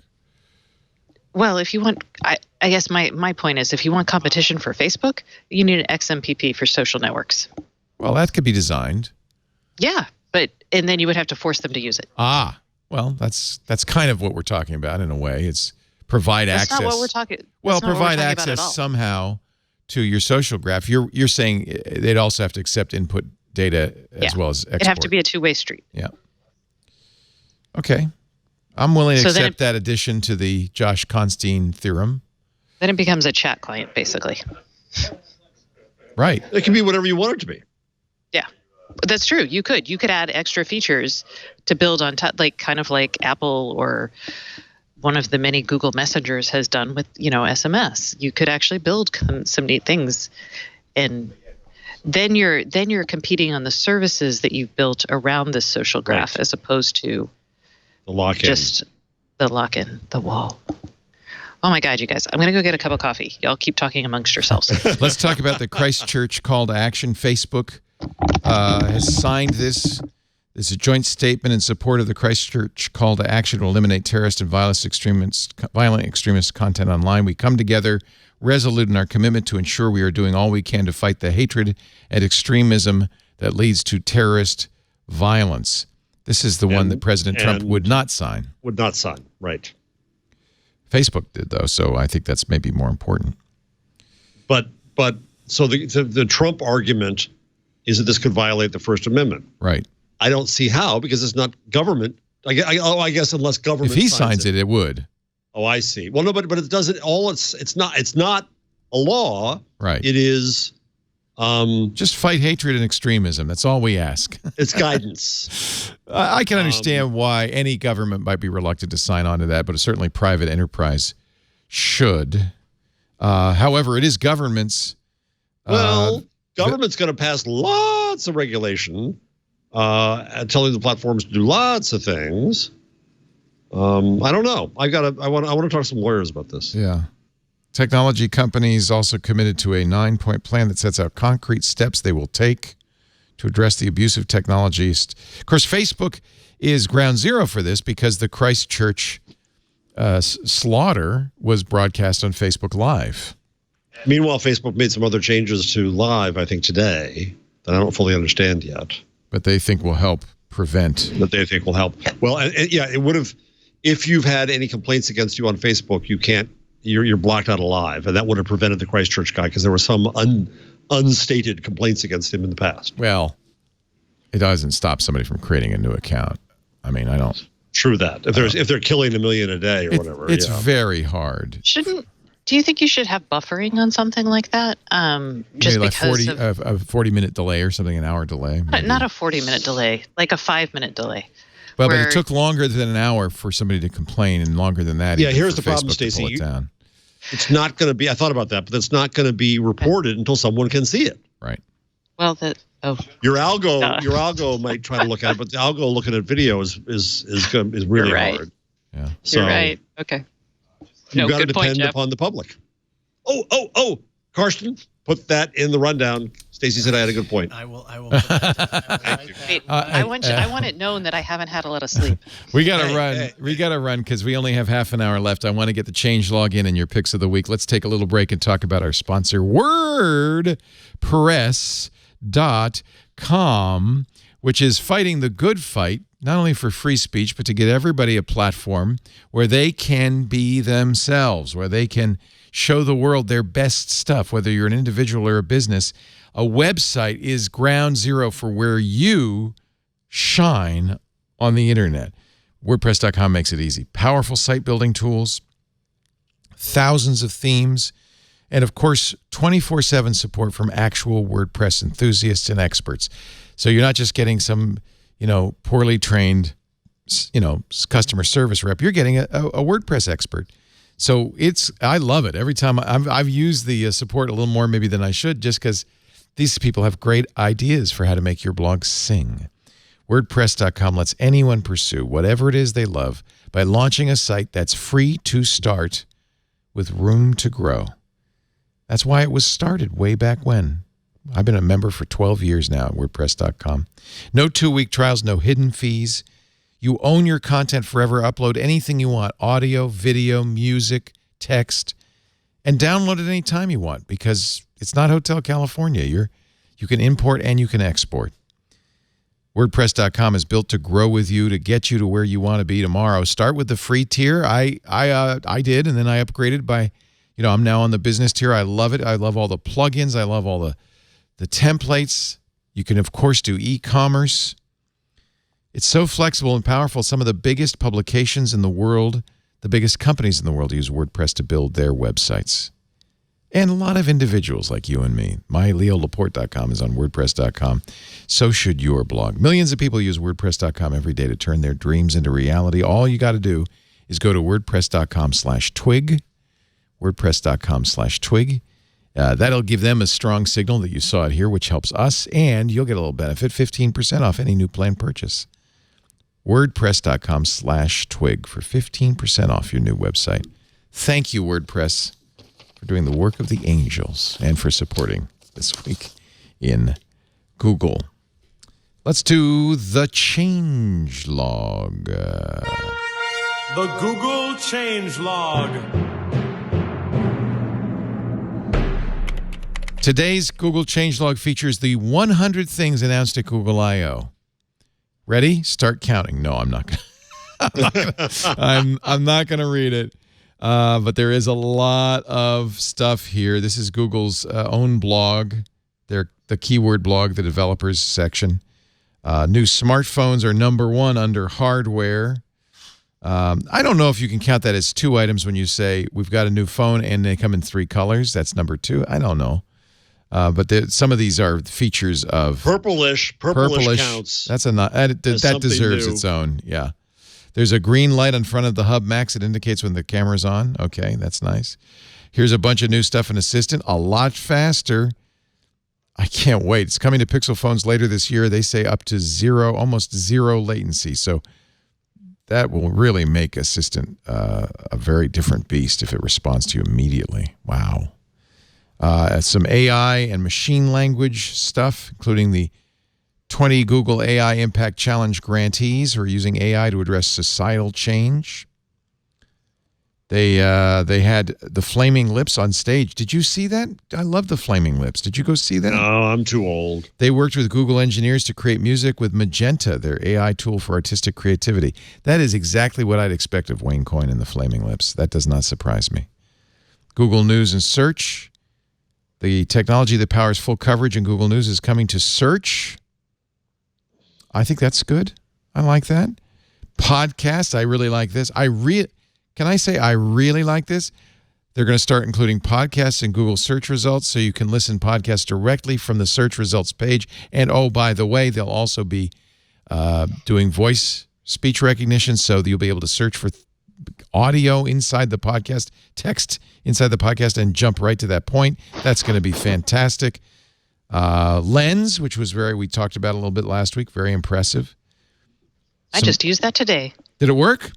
It did, like a charm. Nice. I used it I was standing on a balcony in Santa Monica, and someone thought that there was a bougainvillea. Instead, it was you were able to identify the plant. And That's nice. I took a picture of the plant, and it got the right plant. Oh, that's pretty impressive. It was very impressive. Google knows all. Your Android phone will be a security key. I think that was very interesting. It is something you have. I guess using Bluetooth LE. Family Link is a part of every device that has digital well-being, starting with Android Q. A lot of new things in Android Q. Chrome, be easy to share files between. I'm just hitting the high points here between Linux, Android, and Chrome OS using the file manager. All Chromebooks launched this year will be Linux ready out of the box. Kevin Toffel loves that. That crostini, so good. So good. Ads. They're going to get better. Accessibility. We talked about Project Euphonia to help Google Assistant understand diverse speech patterns, including impaired speech. And a lot of developer announcements. There you go. The 100th. Impaired like you're drunk? Maybe. Or a speech impediment. Yeah. Oh, you remember okay, Dmitry? You saw Dmitry. He was both Russian, and so he had a strong accent, and he had a speech impediment. When it was difficult for him to speak. Google Assistant understood him perfectly after he trained it with a mere 15,000 samples. Well, he was training for a larger. He was a researcher. I'm just being silly. I know. Okay. Sorry. I'm too tired. I'm just being silly. And the 100th new feature announced at Google I/O, a new change is coming to Chrome Canary to help image-heavy websites load more quickly. And that's your Google. No, I'm going to have other things in the Google change line. That's just the beginning. Google is kind of merging a bunch of different travel features into one site, Google Trips, google.com/trips. It'll combine the mobile Google Trips app with Google Flights and Google Hotel Search. Google.com/travel will give you everything. So I thought I was downloading it. I already had it on. I opened it up today. It had trips of mine from 2014, and I had nothing to do. Yes, me too. Look at this. My trip from Naples to Brussels in 2017. I don't even remember that. In fact, I don't think I ever did that. A trip to Mexico and a city in Merida. I've never been there.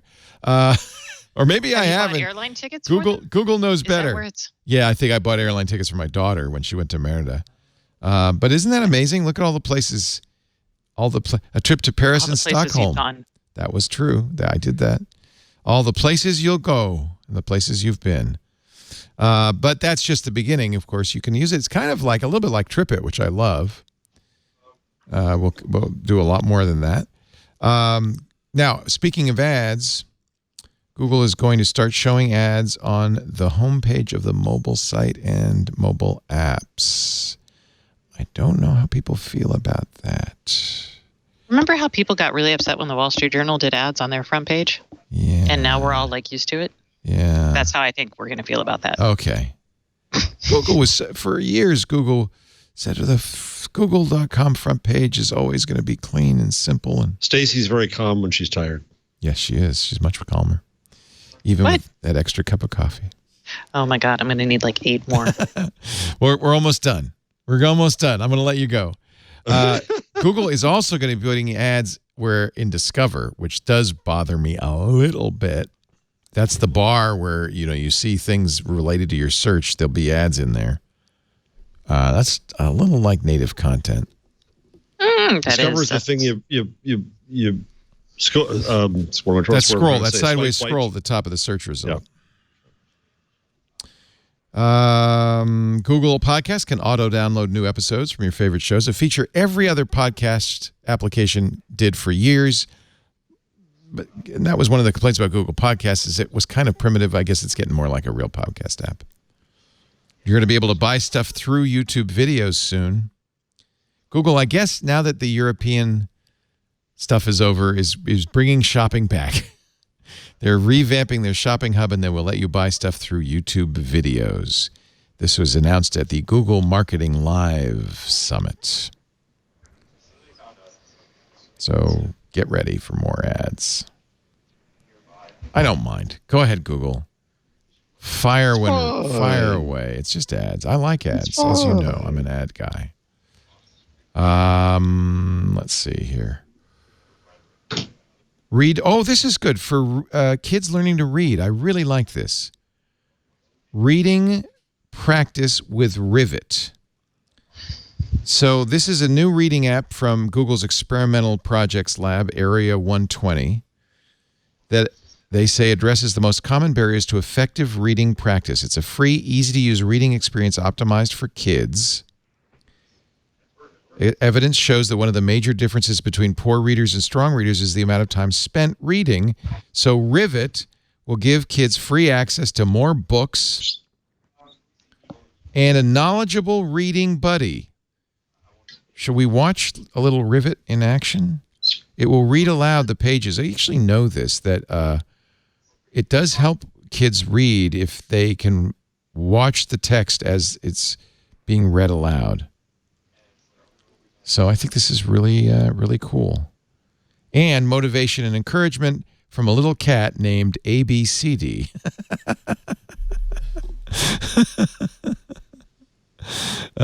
Yay, you did it. You read 3 days in Rivet. Gamify learning. This Rivet, R-I-V-E-T, is now available on Android smartphones, tablets, iPads, iPhones, and Chromebooks in 11 countries worldwide. Visit the Play Store and search for Rivet Reading Better Practice.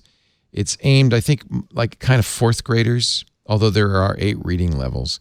When I was a kid in school, we had something called SRA, which was considered very fancy and modern. It was a way of increasing reading ability kind of automatically. We had phonics. Yeah, you got robbed. You got ripped off. How's your spelling? Atrocious. Yeah. You can thank phonics for that. I'm okay. Yeah, I'm a good reader. Yeah, that's true. You read really fast. Say goodbye to Project Campfire. This was the project. One of the dumbest ideas ever. Who would want to ruin a Chromebook with Windows? Dual booting Windows. The idea first pointed out by About Chromebooks. Hello, Kevin Toffel. Comments and code removals. In fact, let's forget this article at 9 to 5 Google. Let's go to About Chromebooks. So long, dual booting Windows on a Chromebook. Project Campfire is deprecated. Not announced, but Kevin deduced this. Actually, a Redditor named Crossfog deduced it by looking at the code. The big word deprecated was kind of the giveaway. I don't ever want to be deprecated. Don't ever be deprecated. I think it's what happens to you in the good place. Do you think anybody really wanted to dual boot Windows on their Chromebook? I don't know. Kevin, if you're listening, let us know if you want to dual boot Windows on a Chromebook. He's such a contrarian. It was for schools. Yeah, my son would kill to be able to do this on his school-issued Chromebook. Yeah, because they could play something more interesting. Exactly. Like the Google 404 game. Yeah, not that. I think something involving guns. A new game on Google Earth available Wednesday on iOS, Android, and the Chrome web browser. Let's see if we can find it. I'm launching Google Earth. It's shot with the same cinematographer that shot that last episode of Game of Thrones. Tutankhamun. I'm just going to have to play the video because I can't get it to come up. Tutankhamun's Mask Caper. Calling all gumshoes. This is a little Carmen Sandiego adventure. Get ready for your next case. Where in the world is Carmen Sandiego? There's a pyramid. There's the Eiffel Tower. Help Carmen stop the cheese. The goat cheese, le chèvre. I was going to say, isn't that goat? Goat cheese. Oh, yeah. Chèvre. Maybe he's the goat, not the cheese. Carmen Sandiego, an animated show, is coming to Netflix earlier this year. Or came to Netflix earlier this year. And a Carmen Sandiego movie, a live-action movie starring Gina Rodriguez is coming. Honoring Cersei Lannister, the best female TV villain in history. What is that? That's the Google changelog. I'm sorry, I got distracted. Yeah, I think Karsten... You were smart to cut that off. Cut off those. Carson's like, we're on a clock here. Kevin, by the way, says that having dual boot Windows could have boosted Chromebook sales because people typically need Windows for just a few apps. Yeah. Just put a little Windows box in there. They were promised coding jobs in Appalachia. Now they find out it was a fraud. That's mean. It is. That's just mean. Mind minds. Sounds like a well-off rich person coming down to try to do something and not really having the expertise, but thinking they did because they succeeded in the Silicon Valley world and consulting, and boom. At least it was a nonprofit. They didn't make money on it. I am so sick of former tech people who see the burning bush. Yeah. Yeah. Stay in Silicon Valley where you're appreciated. Darn it. Video game loot boxes will be outlawed if Josh Hawley of Missouri has his way. He's going to introduce a federal bill that would prohibit loot boxes, especially for kids. Can we also outlaw those stupid toys that come in opaque plastic bags and you don't know what's inside, and your kid buys like all of them just hoping to get one? We did we did a review. So it wasn't on this show. It was on Twit, because we got Twit pulled down because we showed video. It was on Twit.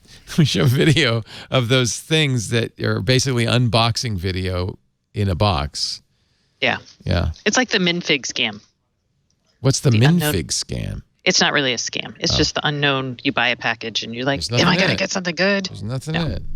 I did not get the banana Lego, and I'm peeved about it. Still, 23 years later.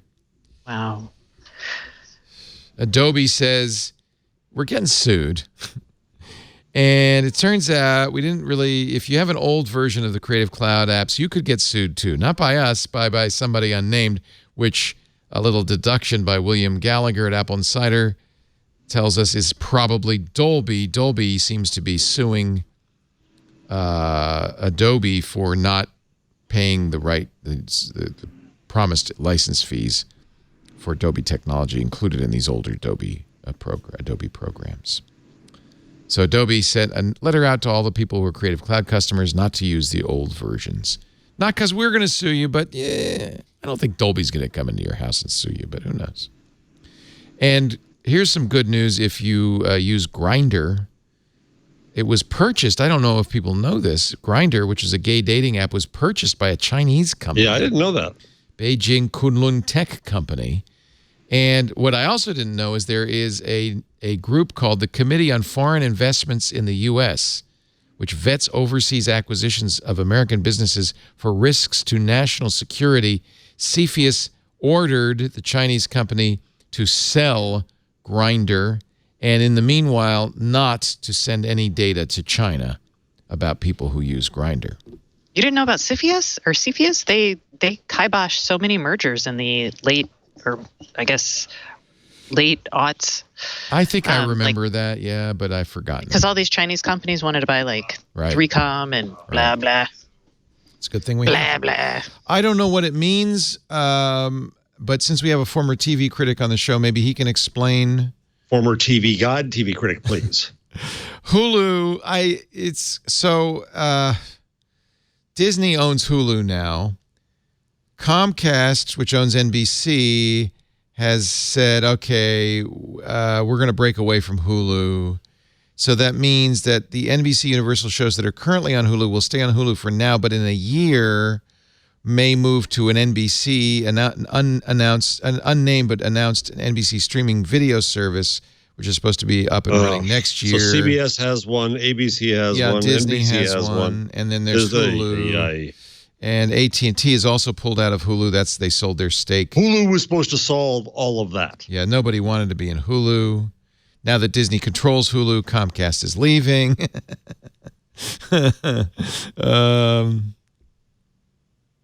It's just what it's going to come down to is a million silos. And if you want to watch a show, you know what's going to hurt though is, let's say right now, if you like The Good Fight, you have to figure out where you can watch it, buy a subscription. If you don't have over-the-air TV, you have to buy a subscription, blah, blah, blah. Well, you can't get The Good Fight on over-the-air. You can only get it that's right. That's right. Okay. Or to Star Trek, Discovery, or whatever. So, but what it's going to come down to is if you want to watch a particular show, you're going to have to figure out what service is on and subscribe to it. or you're just going to stop watching those shows, and it'll Or be you buy interesting to cable. see what happens. Yeah, I mean, that's what everyone, when we talked about doing an a la carte cable, which is what this is. That's what we got. We're getting to is they were like, yeah, you'll lose out on the smaller channels. So you'll see consolidation in the content generation business, and then you'll pay individually per channel. Ta-da! Here we are. American Express has acquired Resy, which is not the biggest. OpenTable is the biggest, but Resy is one that a lot of high-end restaurants, about 4,000 in the U.S. I think they have more data too. Resy's very aggressive about data Oh, that's collection. interesting. Really? So, I've never used yeah. Resy. I if you have to did, because you'd know. a few of our restaurants only use Resy. A lot of people don't. A lot of restaurants, even though it's got 51,000 restaurants, don't like OpenTable because you have to use the OpenTable software. I mean, it costs a lot of money. Well, but it's kind of reversed that, right? So OpenTable started as just a reservation service, but restaurants were so far behind they had no way to get the data about what spots were open. So OpenTable had to provide the software to do that, and then that became the business. Right. So Resy comes along, and now American Express owns Resy. And, yeah, that's interesting. You know what's is up and coming is Yelp. You can make reservations on Yelp, and I don't think it costs the restaurateur anything, or not much anyway. I hate Yelp. I don't I do like too. it, but some restaurants I have to way. use Yelp to make a reservation on. I hate that they force me to download an app to see anything. I on agree. principle, will Yep. not use I Yelp. agree. Screw them. And Yelp is the biggest whiner about Google. Mm-hmm. Like, you've disadvantaged us. Well, no, people don't want to use you because you're a pain. Yeah, LinkedIn does the same thing. I hate it. Localbabysitter.com has done a little math and says that ad-free programs on Netflix saves our kids from up to 400 hours of commercials a year. That was actually one of the things, the surprising benefits we didn't really notice or think about until a lot later, is my daughter, because we didn't have cable for her entire life. Very early on, she didn't have any ads. She didn't want the toys that her friends wanted. Oh, right. And like even grocery shopping with her wasn't a pain because she didn't want any sugary cereals that we didn't already buy on our own because, we've got this thing for Cinnamon Toast Crunch in our house. But like she was fine with so many things that it was kind of nice. That's all. Did you know, I just read an article that the inventor of Apple Jacks is a professor of physics at MIT. I did not know that. It's a terrible cereal. It is. It hurts your mouth. It's like Captain Crunch, but it's not as good as Captain Crunch. It hurts your mouth. It gets soggy super fast. No benefits. He was an intern at Kellogg's. And Dr. William Tilley, he invented Apple Jacks. I probably didn't get a penny because he was an intern. Now he's a professor at MIT. I don't know how I got there, but I know, Cinnamon Toast Crunch. Yeah, cereal. It's a sugary cereal. Okay, I feel like we're winding down. Is there any big last story. Okay. Last story, and it's just a recommendation to read. Stacey wants more coffee. Paul Ford, who is a great essayist, he's also the founder of Postlight, wrote an article. It's a cover story on Wired. Why I, still, love tech in defense of a difficult industry. And it just reminded me, because he must be roughly my age. He's a little younger. But it just reminded me of the early days of technology and all our hopes and how exciting it was and creating your first web page. He created tilde.com, which was so awesome. Not so many years ago. But any event, it's a good read. So cover story in this month's Wired, Why I Still Love Tech in Defense of a Difficult Industry. And it's why we still do this show, even though sometimes it makes us tear our hair out. And now, ladies and gentlemen, I give you Stacey's pick of the week. Oh, crap. I don't have a pick of the week. She's got coffee on her mind. I'm like, I am terrible. Caffeine. I've been That's what I'm she's picking. traveling. I can tell you that I'm really right now very thrilled with. I'm looking at my apps that I've downloaded. I've got nothing new. Don't make up anything. It's okay. It's okay. It's okay. It's okay. Jeff is gonna redeem us. I have one of my favorites ever. I don't know how I came across this, But I have the 2018 drive-thru study. I found the magazine. I'm going to subscribe to QSR. I don't know what the QS is for, but it's the fast food industry magazine. I know that magazine. Yeah. Oh.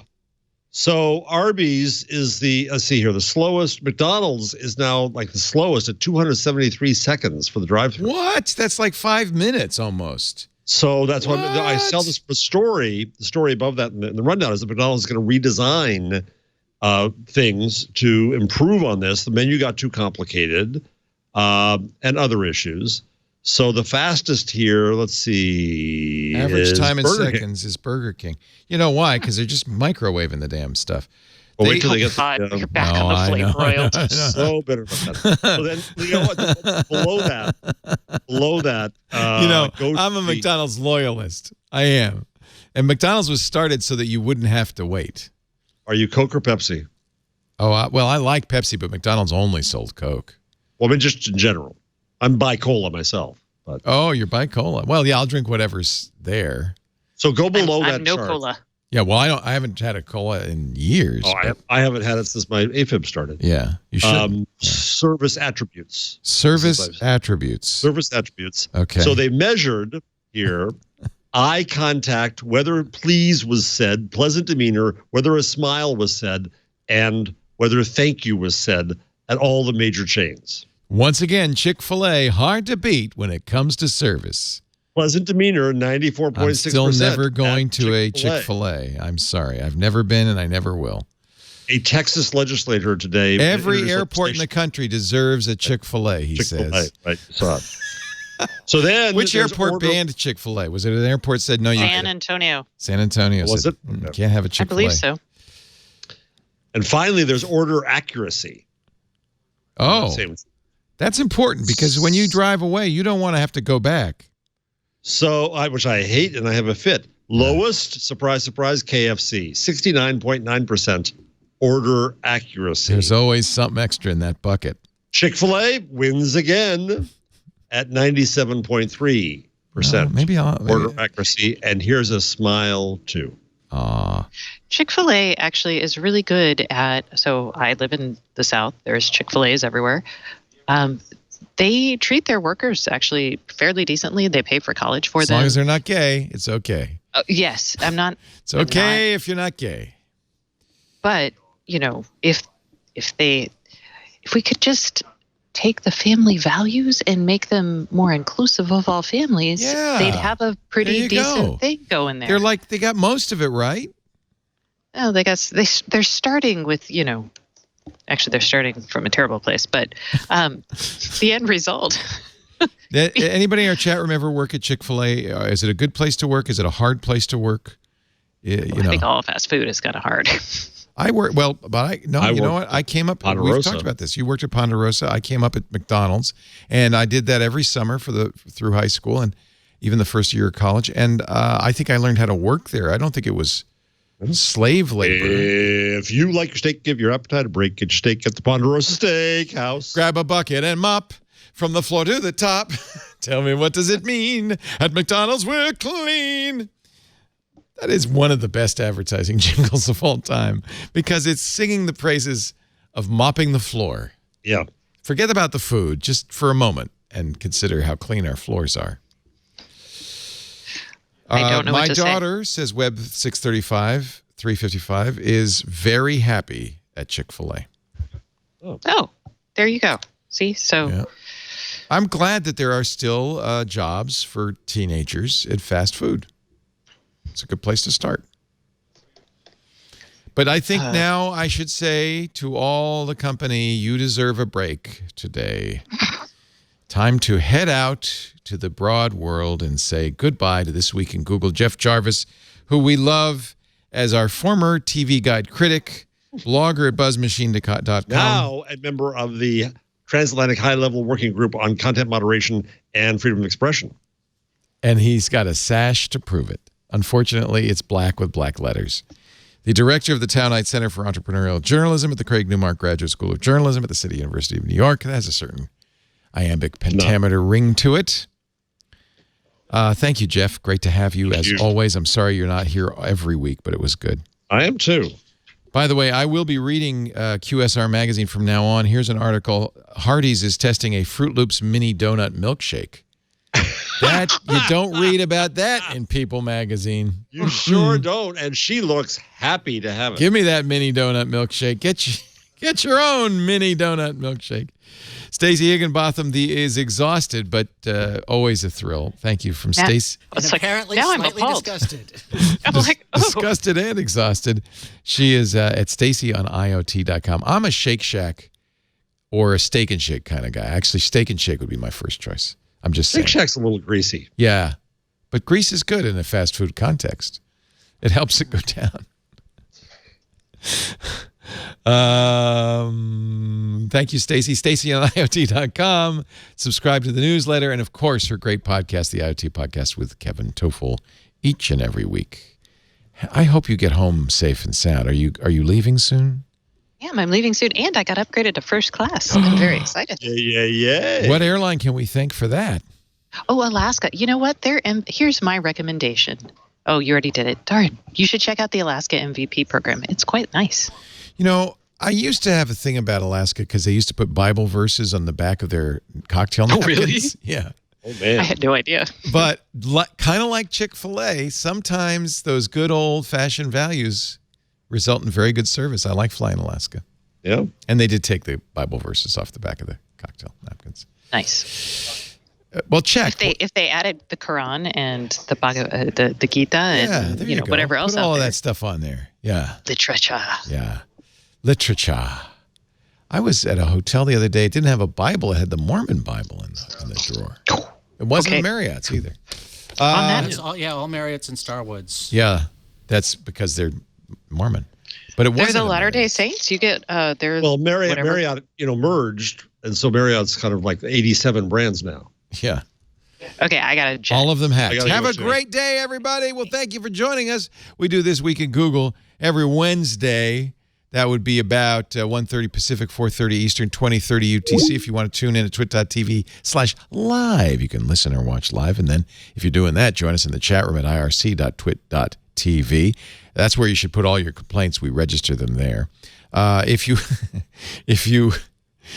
would like to download a copy of this show to send to your member of Congress, merely go to twit.tv/twig or subscribe in your favorite podcast application.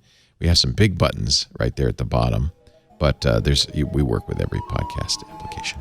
We do appreciate your being here, and we will see you next time on This Week in Google. Bye-bye.